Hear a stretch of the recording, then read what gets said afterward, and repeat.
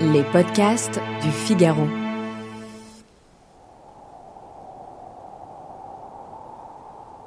Sur le fil d'une arête édentée, 7 alpinistes progressent, lentement, en direction d'un sommet tout proche.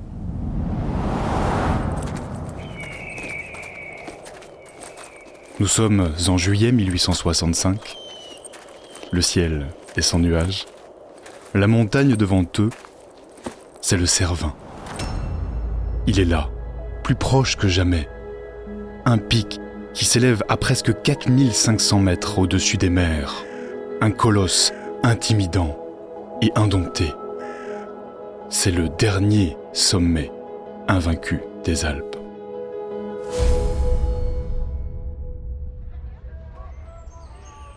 Depuis Zermatt, petit village suisse tout proche, on observe depuis l'aurore avec attention cette nouvelle expédition. Pas un mois ne passe sans qu'une expédition n'échoue sur les flancs de cette montagne. On ne compte plus les vaines tentatives au Cervin, renforçant ainsi sa légende. Mais cette fois, c'est différent.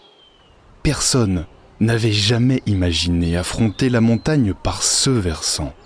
La paroi est trop raide, la progression trop technique, trop dangereuse, pense-t-on. En tête de la petite troupe, un certain Edward Whymper. Nos 7 alpinistes ne savent pas encore que leur conquête de ce mont légendaire deviendra aussi l'une des grandes tragédies de l'alpinisme.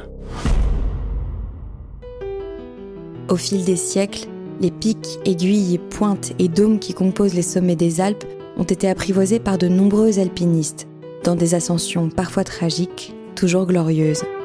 Dans cette série de podcasts, le Figaro retrace les grandes ascensions qui ont marqué l'histoire de l'alpinisme, de la performance sportive jusqu'à la conquête des plus hautes montagnes. La conquête des Alpes, une série originale du Figaro. Épisode 1. Ainsi périrent nos camarades, le drame du Mont Cervin. Edward Whymper a 25 ans. Ce jeune Britannique, audacieux, a déjà gravi tous les plus hauts sommets des Alpes, du Mont Blanc aux sauvages écrins. Le jeune homme est mu par un appétit insatiable des hauteurs et un esprit de compétition redoutable. Nous sommes en plein âge d'or de l'alpinisme. En 1865, la course aux sommets alpins fait rage. Certes, Edward Whymper a déjà essuyé un échec au Cervin. Mais aujourd'hui, il est confiant. Il prend les décisions avec autorité.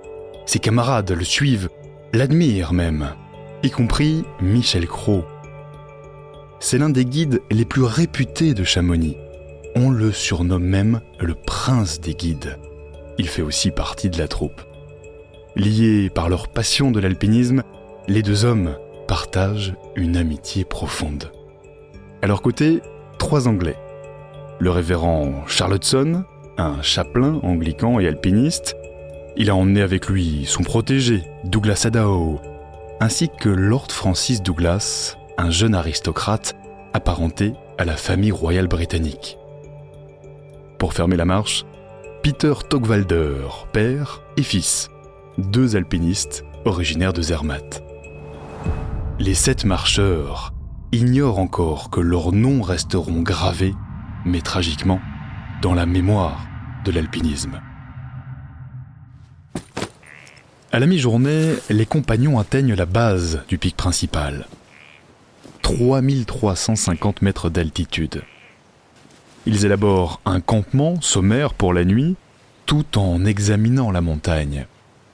L'itinéraire s'avère moins escarpé que prévu. Dans son livre « Escalade dans les Alpes », Edward Whymper raconte. Quand le soleil disparut, son coucher splendide nous promit une magnifique journée pour le lendemain. Les 7 alpinistes se font alors complices de la nuit tombante. Ils rient, ils chantent et bientôt s'endorment sous l'éternel balai des étoiles.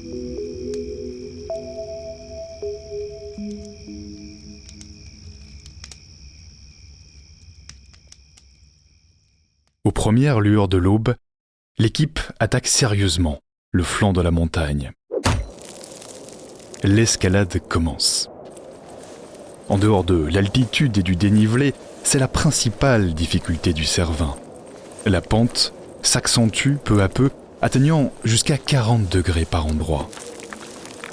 Les 7 compagnons n'utilisent pas pour autant leur corde en chanvre. Ils se contentent de leurs chaussures épaisses aux crampons de cuir. Leur équipement est rudimentaire. Ils sont habillés comme des voyageurs en hiver, avec des vêtements de drap épais, des pantalons normaux, quoique plus larges pour lever les genoux, un chapeau et une cravate. Ils portent en plus des outres de vin et de loup sur leur dos. Nous sommes bien loin des équipements techniques que portent les alpinistes contemporains. Avec de très longs piolets en forme de hache, les grimpeurs progressent lentement dans le dédale minéral. L'ensemble de cette grande pente se révélait à nous à présent comme un immense escalier naturel. Certaines parties étaient plus aisées, alors que d'autres l'étaient moins. Quand un obstacle s'élevait devant nous, il pouvait toujours être contourné par la droite ou la gauche. À ce stade, pas de difficulté majeure donc. Mais la prudence reste de mise. Dans cette escalade rocheuse, toute chute est évidemment mortelle.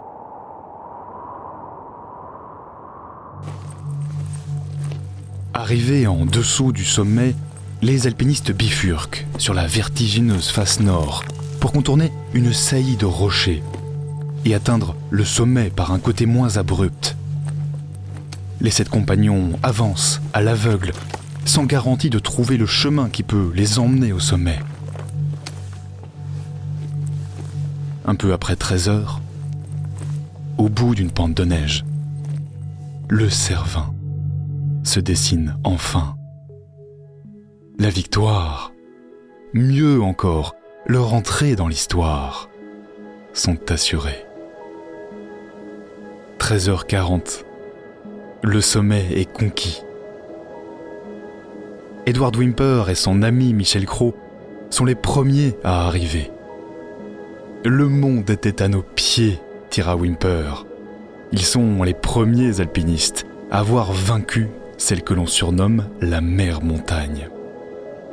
Ils aperçoivent d'ailleurs une cordée italienne de l'autre côté du sommet.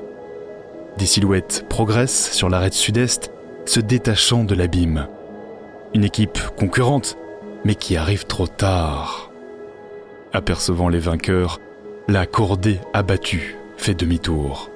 Whymper et Cros savourent leur victoire.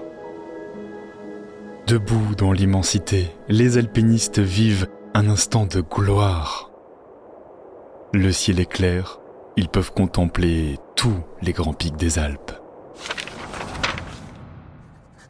Des montagnes de pierre ou des montagnes de neige, les unes sombres, solennelles, et les autres étincelantes de blancheur, ornées de hautes murailles, de tours, de clochetons, terminées en pyramides, en dômes, en cônes, en aiguilles, en flèches.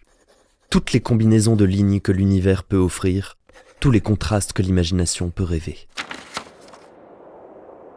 Edward Whymper exulte. Sa renommée est désormais garantie. Après 1 heure de bénédiction, les 7 alpinistes entament leur descente. Ils ignorent encore le triste destin qui les attend. Michel Cros prend la tête, suivi par le reste de la troupe. Tous sont encordés, le jeune Haddow suit Michel Cros de près. En 3e et 4e position, on trouve le révérend Hudson et le jeune aristocrate Francis Douglas. Derrière eux, Togwalder, père et fils. Edward Whymper, quant à lui, ferme la marche.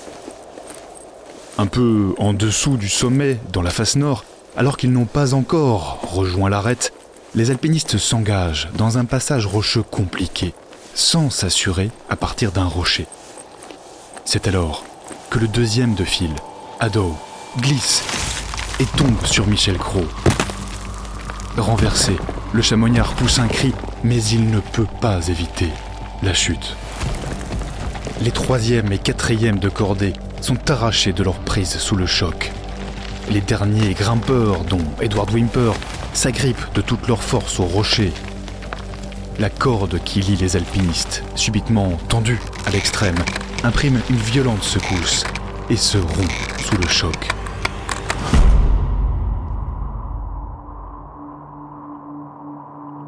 Edward Whymper et ses deux compagnons regardent avec effroi leurs amis disparaître, tendre leurs mains, essayer de sauver leur vie en se cramponnant aux saillies du rocher. Les 4 alpinistes basculent. Ils dévalent le pan de la montagne. Plus de 1000 mètres de chute et sombrent à jamais.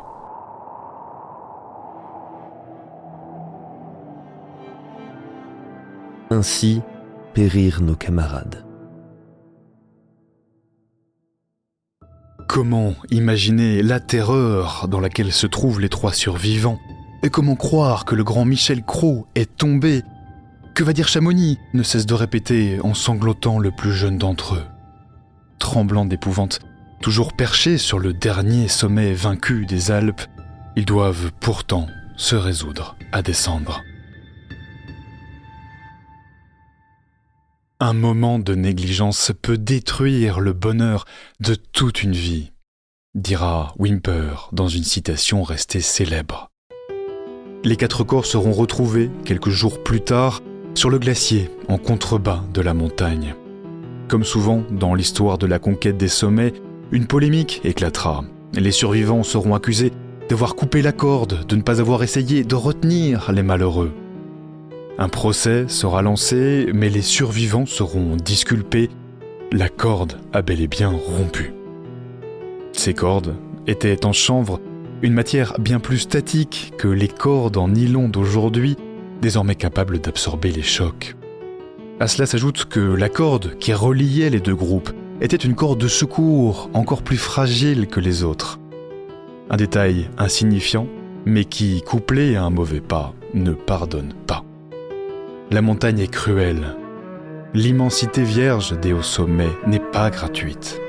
Le drame du Cervin reste comme l'une des grandes tragédies de l'alpinisme, véritable mythe fondateur. Conquérir l'inutile a un prix. Désormais, tout alpiniste le sait.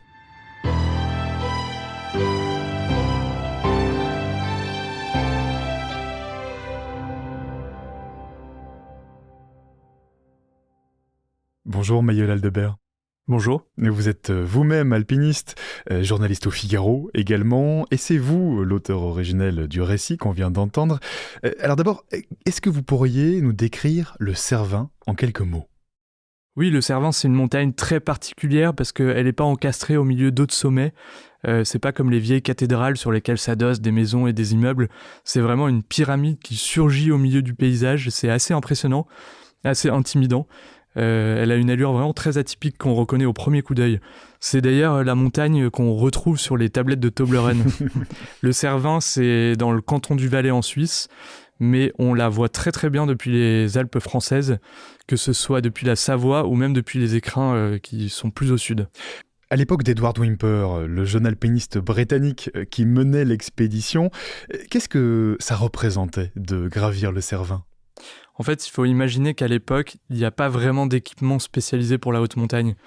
Ce qu'on appelle les alpinistes, c'est d'abord en grande partie des jeunes de l'aristocratie, dont d'ailleurs beaucoup sont britanniques, et ce sont tous des voyageurs en quête d'aventure. Donc ils sont habillés en tant que tels, ils emportent très peu de matériel spécifique, si ce n'est des cordes en chanvre ou des chaussures épaisses avec des crampons de cuir, comme on l'a entendu dans le récit.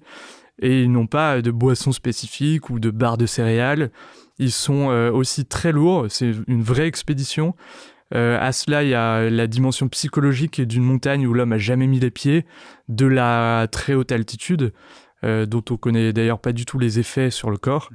Et il y a aussi la longueur de l'ascension dans une pente à 40 degrés, sans câbles et sans points d'assurage qui sont installés aujourd'hui. Donc oui, à l'époque, c'est vraiment une ascension très difficile. Aujourd'hui, Mayol, est-ce que vous diriez que le Cervin, c'est encore une montagne difficile à escalader ? Alors, par l'arrêt du Hornli, donc l'itinéraire de Whymper, c'est une course d'alpinistes assez relevée, mais classique. Aujourd'hui, avec le développement de la pratique, avec le matériel qui a considérablement changé, l'escalade est complètement différente et plus facile forcément. Pour vous donner un exemple, en août 2018, un alpiniste suisse a battu le record en aller-retour depuis Zermatt en 3h59 par l'itinéraire de Whymper, quand il leur fallait à eux plusieurs jours entiers. Oui, il faut dire que, on l'a dit dans l'histoire, mais il partait avec des outres de vin sur le dos. Ça ne fait pas simplifier l'escalade. Effectivement. Et alors, par l'arrêt du Lion de l'autre côté, la voie normale italienne, c'est une voie d'alpinisme également classique. Elle a été ouverte par Jean-Antoine Carrel, donc l'alpiniste qui échoue et qui voit Whymper arriver au sommet. Cet alpiniste-là, il décide, en fait, quand il a perdu, de remonter quand même 2 jours après par cet itinéraire. Donc l'ascension du Cervin est beaucoup plus facile aujourd'hui qu'hier. Et pourquoi est-ce que cette montagne demeure un tel mythe chez les alpinistes, Mayol ? Alors déjà pour cette histoire, qui est vraiment une des ascensions les plus connues de l'alpinisme et qui est vraiment un mythe fondateur, mais aussi pour sa face nord, qui est une des plus grandes faces nord des Alpes et un des itinéraires les plus difficiles et un des défis les plus grands.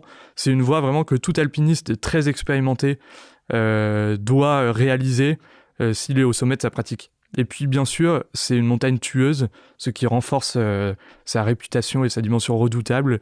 On estime aujourd'hui que à peu près 500 alpinistes ont perdu la vie sur ses flancs. Eh bien, merci beaucoup, Mayol Aldebert. Votre article d'origine s'appelle « Ainsi périrent nos camarades sur le mont Cervin, l'exploit et le drame ». On peut bien sûr le retrouver sur lefigaro.fr. La conquête des Alpes est une série originale du Figaro, sur une idée de Mayol Aldebert, racontée par Alban Barthélemy, coordination Aude-Cérès, réalisation Chloé Vibo, prise de son Axel Lampérière, post-production Léo Westphal. Retrouvez les grands récits de la conquête des Alpes du XVe siècle à nos jours sur lefigaro.fr et toutes les plateformes d'écoute. À très vite.